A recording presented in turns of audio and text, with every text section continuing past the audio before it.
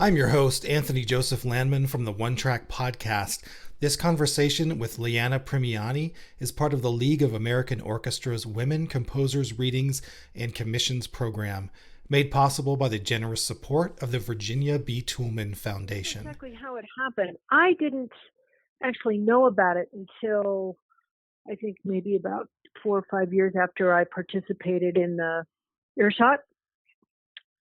And I was like, oh my God, I didn't know this. So I applied, and I think they had, I don't know, 300 or 400 applications. Oh, wow. And they narrowed it down to, I think, about 10, and then I'm guessing at numbers, maybe 12, something like that. Right. So and then they left it up to the participating orchestras to decide who was interested in what composer. And then with my fabulous luck, Rocco chose me. So I was totally thrilled. Yeah, that's awesome. That's really, I mean, yeah, what an opportunity. That's amazing. Rocco is like the chamber orchestra in Houston, right? Yes. Yeah. Okay. That's what I thought. Yeah. Alicia Lawyer, who's the artistic director, she's a rock star. Oh my God.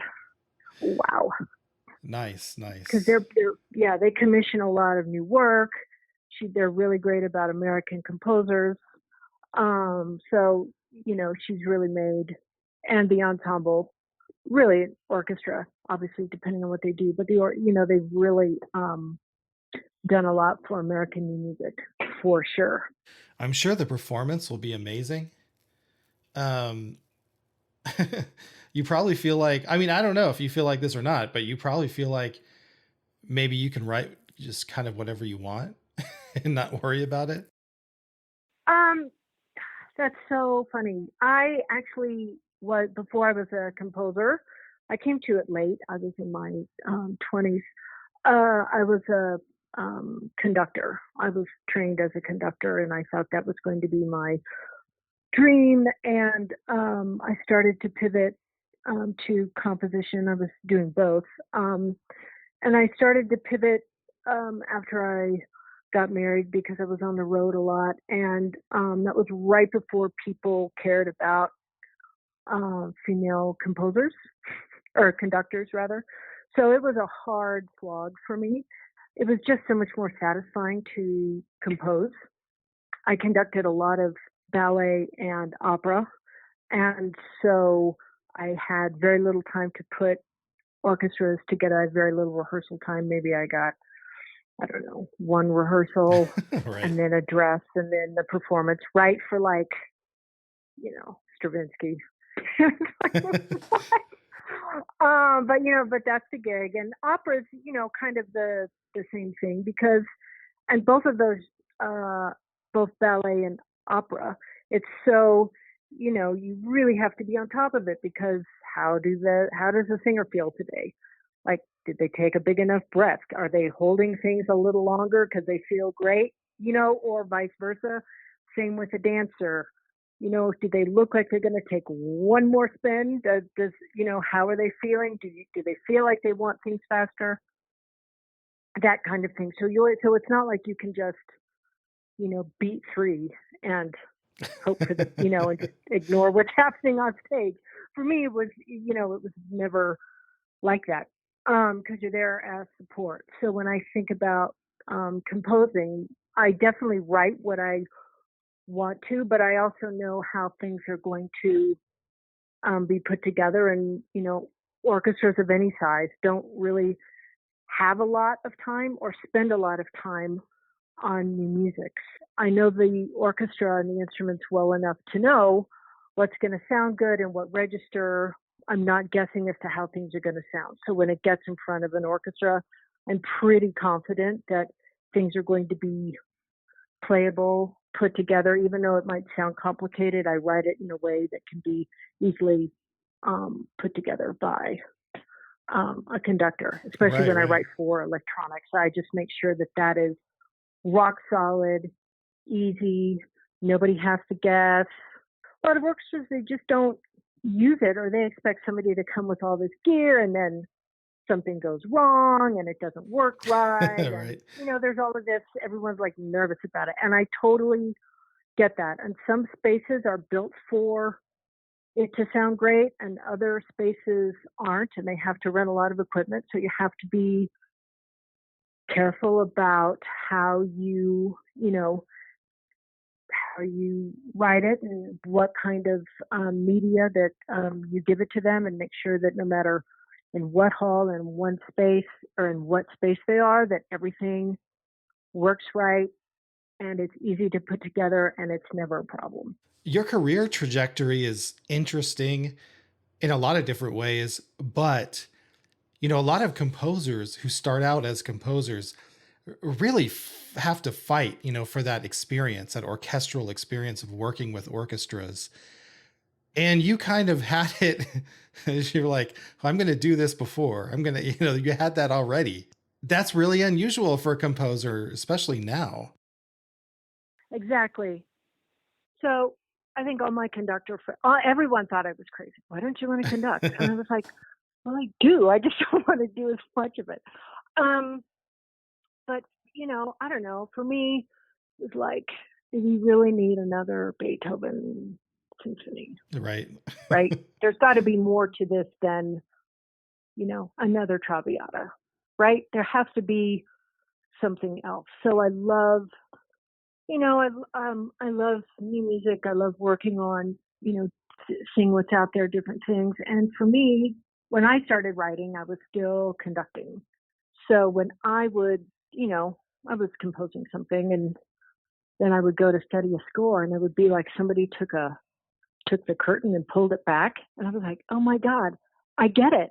That's why he did the thing there and the da da da, and this comes in here, and he put it here in the flute instead of the oboe, and the da, right? And it's like everything was clear, like somebody washed the window, and it was so eye-opening, and it really helped. I don't know, it certainly helped my creative process and just how I conceived of things. I know I'm unusual, especially in the Hollywood space. Like I orchestrate as I write. So I think a lot of people maybe sit at the piano and compose something at the piano, and then like in orchestration class, they go back and they Right. assign things. And my mind doesn't work that way just because I think of how I kind of came up in my training. So I automatically I sit at the piano and I certainly sketch and I write things out.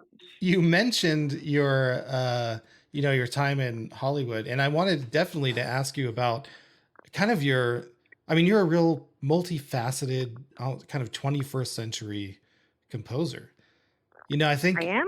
Oh well, my God, thank you. I think, yeah, I remember like when I was back in school, like as an undergrad, even in like the 90s, I think there was still this stigma in concert music where you didn't sort of branch out. You didn't also write film music, and you certainly didn't go into like popular music genres too.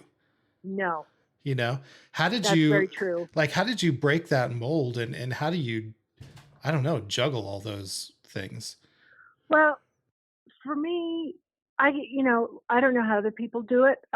Um, I feel like a lot of composers have classically trained. I think that's what we're talking about, composers Right. that have said, I'm going to write I'm going to write film music, and they've all but abandoned or maybe just put all of their eggs into a basket. Maybe I'm generalizing. I don't know, but that's just kind of what I've seen. And they don't write a lot of concert music, but for me, my path was I enjoyed writing concert music. And so I was writing it kind of sounding like one person. And then I was writing, film music, and, I wouldn't call it the highest brow music I was writing in the beginning. Certainly that's not what I had the opportunity to do. As, you know, I think composers starting out. And then I started writing, I was always into electronics. I was able to study that at USC, and I went to the CC Mix Xenakis' studio in Paris. And so, I've done a lot of not like EDM, but actually, music concrète, that kind of thing. And I was just three different people feeling a little bit schizophrenic. And I thought, I know that I have, people talk about you need a voice. And I was like, I know that I have a voice.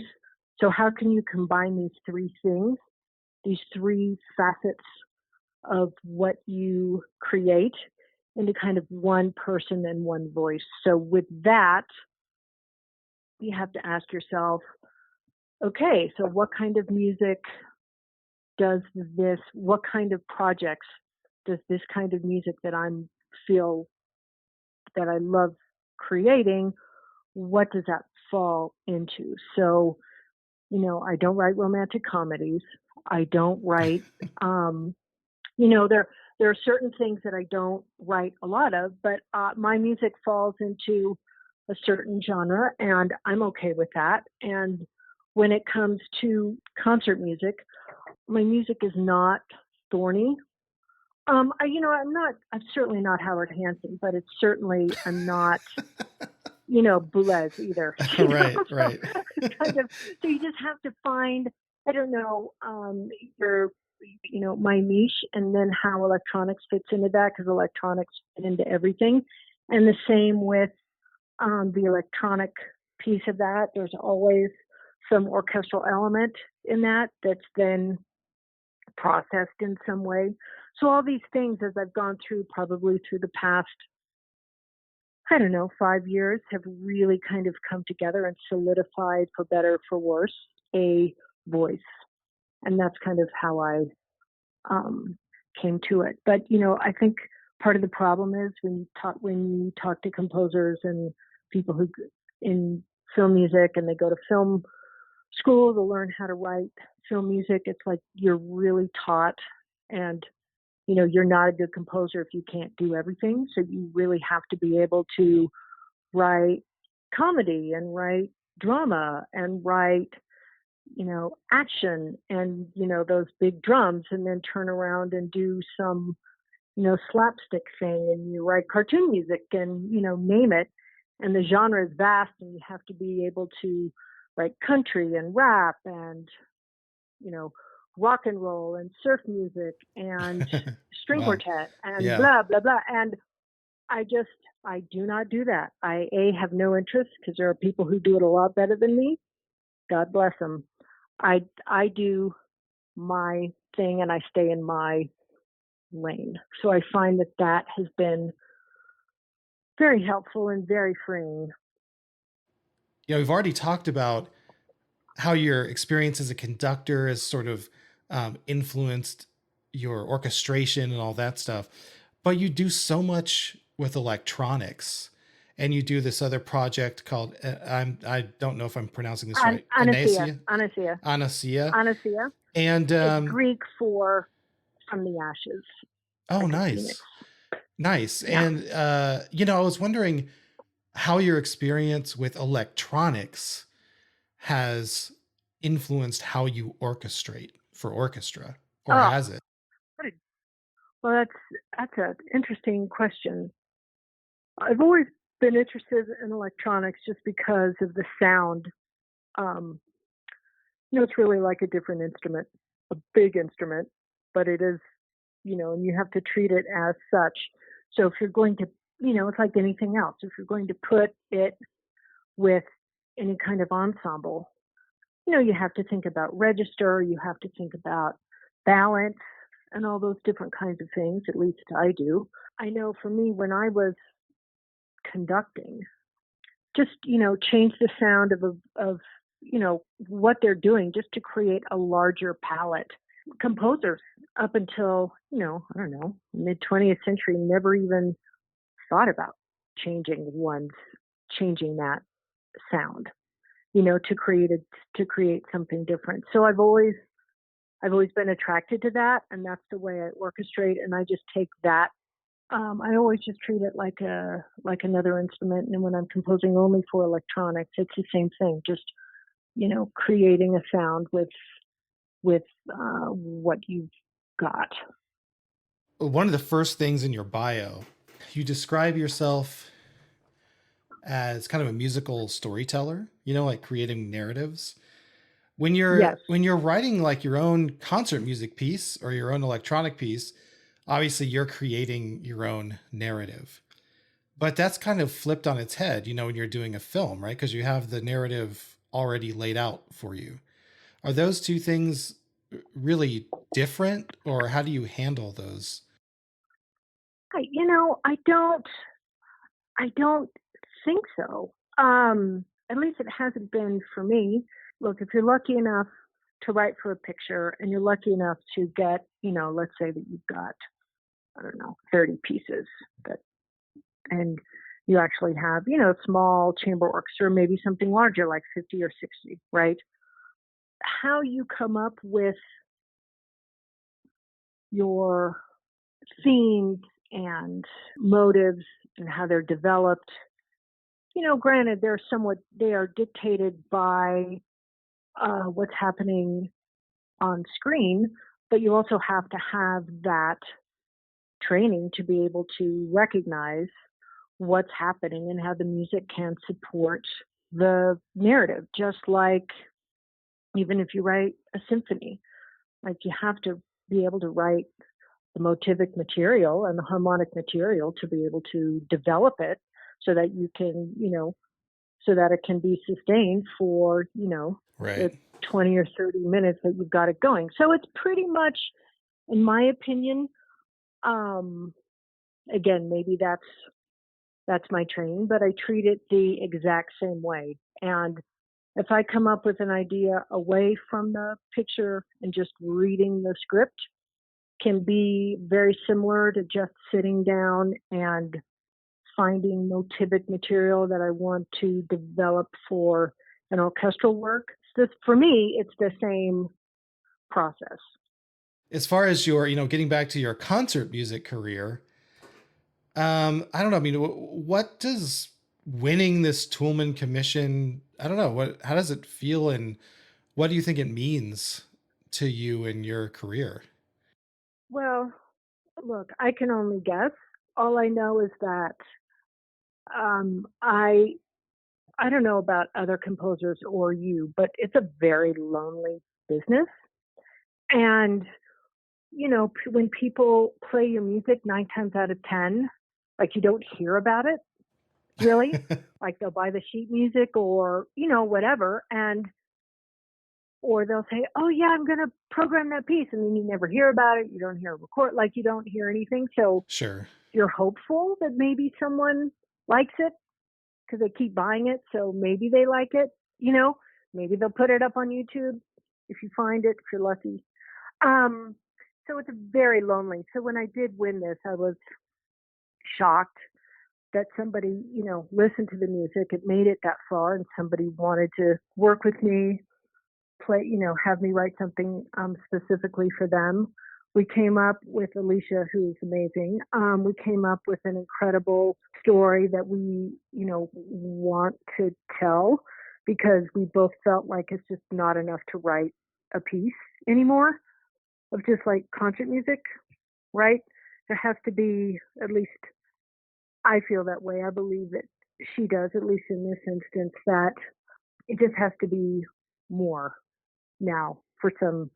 I think it's what's happening in the world around us. It just can't. It's just not. You know. Yeah. I don't. It just can't. It's just not every. It's just not 19. Excuse me. It's just not 2015 anymore. Right. Right. Right. No, yeah, you Things absolutely. We have to do more. things Yeah. are, yeah, things are different. So the fact that I believe that I won the Toulmin with a piece called 1001, and it's a piece based on Scheherazade, and the idea was is to take motivic ideas from the Rimsky-Korsakov original and to see it through a different lens. So when you look at that story and it's all about, Scheherazade, she has to tell these stories to stay alive for 1001 nights. And then lo and behold, the Sultan falls in love with her and they live happily ever after. When was that? 1880. Okay. And we've accepted that narrative now for over 100 years. So if you look at it from today's vantage point and you say, well, let's look at Scheherazade. She was an abused woman. She was telling stories to save her life. And we know that happens today. Right. Like we've seen the pictures from all over the world, not just, name the country, we've seen it. It happens. Women suffer in silence all the time. And for her, it was like, marrying this sultan, which is fine, but she was actually marrying her abuser. So what's the rest of her life going to be like? Do you think it's automatically going to change? Right. No. Right? So I wanted to tell that story. So in that same vein, I think Alicia really understood what I was trying to do and where my concert voice is lending itself is to reinterpret these masterworks that will always be performed, and they should because, they're great pieces, but what does it mean now? So we just want to take a different tact and just see these works for, not to not play them, but just to make audiences see something through a different light that will just make them notice something different. I think that's the main takeaway that we want. Yeah. Yeah, absolutely. No, I mean, it's so necessary, and it seems so obvious to say to an audience, or, anybody, hey, maybe we shouldn't romanticize abuse, Right. That's exactly. Man. Exactly. So, right. It's not 1956. Yeah. We don't have to do that anymore. Yeah. There just has to be just, something different now that all of these things are coming to light and we can talk about them and, bring them out in the open. Not that it's necessarily going to solve anything in a day, but at least people will take, yes, we'll just take a second look. And at least that starts the conversation. Yeah, absolutely. Which is the point. Yeah. Yeah. Well, that's wow. I hope I get to hear this piece. That's an amazing premise for a piece. Yeah. Well, that piece actually is on YouTube and it's on my website, so you can listen. But that's the piece that won. That I believe that Alicia and Rocco really identified with. Okay, and I gotcha. So what we've come up with for our piece is going to be the same kind of thing based on. It's going to be performed on the same concert. Pictures at an exhibition, and so my piece is going to be a complement to that. And the one thing that we have that we're going to do, there's an organization in Houston that deals with abused children and specifically trafficking children. And you would be shocked as to how much trafficking goes on in the United States of America, especially with kids from the foster space. Oh, really? It is breathtakingly bad, and it's overwhelming to just even know about it. I can't even go into details of some things, but when you hear these stories, it's like, how is anybody supposed to even come back from that? When their dad sells them when they're 10 years old for beer money. It's bad. It's bad, and it happens a lot. So, we wanted to bring attention to that because the two places where the most trafficking happens is in LA and Houston, which is quite interesting. And I think it's just the closeness to the border, to a border, among, a lot of other things, big cities, etc. So there's an organization that has taken portraiture of survivors and, tells their story, and people who also support children and who have been trafficked. And so we're going to take the idea of pictures at an exhibition and rework it to tell the stories and then tell their stories of how they've been able to overcome these tragedies in their lives. There's an app that you can access during the concert that has information about the piece, and so we're going to work all of these interactive elements into the work, just so people can learn more about it and realize that it's a thing and that's happening, and that we can all do something to help stop it. Yeah. Well, that's that's going to be really powerful and again really important. Um, wow. That's one of those things where I'm like, you feel obligated to know, but at the same time, you're like, I kind of don't want to know.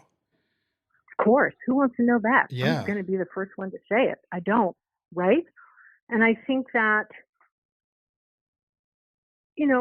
we certainly don't want to make people uncomfortable in the concert, and yet you can see that people and children, if given just a little bit of help Yeah. and hope, Yeah.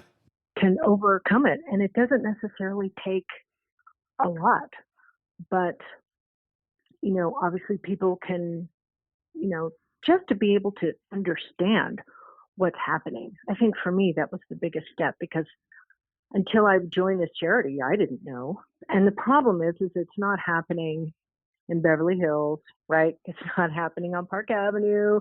It's not happening on the Upper East Side. It's Yeah. not happening in, Winnetka. It happens in certain areas, and there's a reason for that.